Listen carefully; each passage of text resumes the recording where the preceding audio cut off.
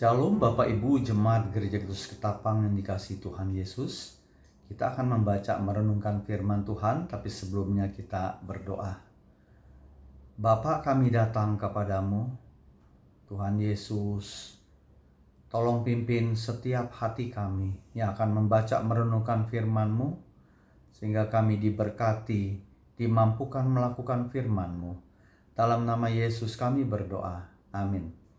Ya Bapak Ibu sekalian, renungan firman Tuhan pada hari ini dari kitab Keluaran pasal 19 ayat 16 sampai 25. Izinkan saya membacakan hanya ayat 16, 21 dan 22. Dan terjadilah pada hari ketiga pada waktu terbit fajar ada guruh dan kilat dan awan padat di atas gunung dan bunyi sangkakala yang sangat keras, sehingga gemetarlah seluruh bangsa yang ada di perkemahan. Ayat 21.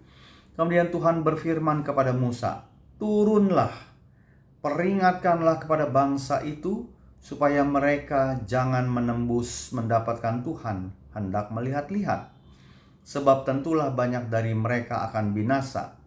Juga para imam yang datang mendekat kepada Tuhan, haruslah menguduskan dirinya, supaya Tuhan jangan melanda mereka.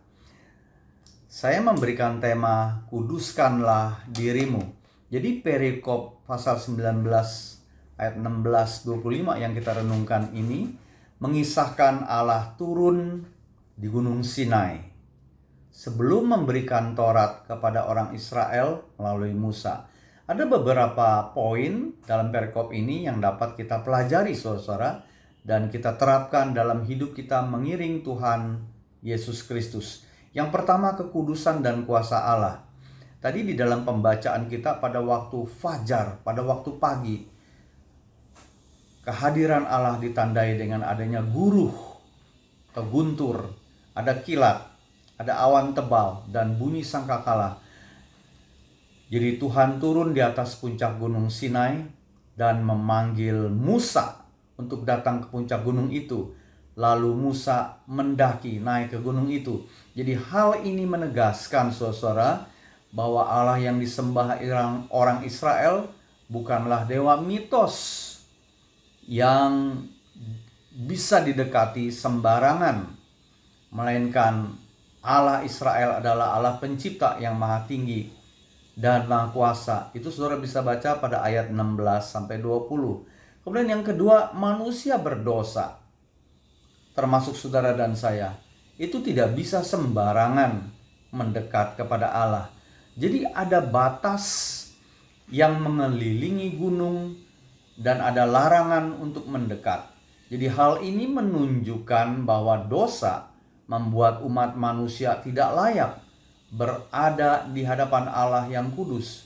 Jadi mendekati Allah harus dengan penyucian dan ketaatan. Saudara bisa baca pada ayat 20-22. Dan kemudian kita melihat bahwa Musa sebagai perantara atau pengantara. Jadi peran Musa yang bolak-balik naik turun Gunung Sinai untuk menerima instruksi Tuhan dan memperingatkan bangsa Israel itu menunjukkan apa? Menunjukkan kelemahan manusia, saudara-saudara. Ini menjadi nubuatan bayang-bayang akan perlunya seorang pengantara yang sempurna antara manusia dan Allah, yang kelak digenapi sepenuhnya di dalam Yesus Kristus.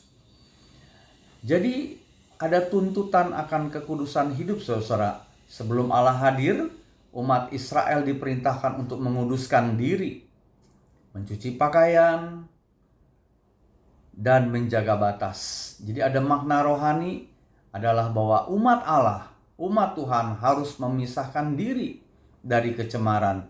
Kita melihat orang Israel sekalipun sudah tahu, sudah melihat tanda mujizat, sudah dikuduskan, tapi kita melihat di padang gurun, di padang belantara, mereka tetap tidak mengindahkan firman Tuhan. Mereka tetap menyembah berhala. Jangan-jangan pada hari ini termasuk saudara dan saya seringkali banyak kali gagal. Dan kemungkinan juga kita sengaja atau tidak sengaja, disadari atau tidak disadari, kita gagal melakukan firman Tuhan, menjaga kekudusan. Sebab itu saudara, pada hari ini firman Tuhan mengingatkan, kuduskanlah dirimu, diri saya, diri saudara, diri kita, semua orang percaya. Sekalipun Tuhan sudah menguduskan, tapi bagian kita untuk menjaga kekudusan itu. Taat, takut akan Tuhan. Mari kita berdoa. Terima kasih untuk firman Tuhan pagi hari ini. Hamba-Mu berdoa untuk jemaat-Mu. Biarlah kami semua kedapatan takut akan Tuhan, hidup kudus di hadapan Tuhan, menggunakan waktu sebaik-baiknya. Terima kasih Tuhan, berkatilah jemaat-Mu. Tolonglah jemaat-Mu yang di dalam masalah. Tuhan berikan jalan keluar, yang sakit disembuhkan. Dalam nama Yesus kami berdoa. Amin. Tuhan Yesus memberkati.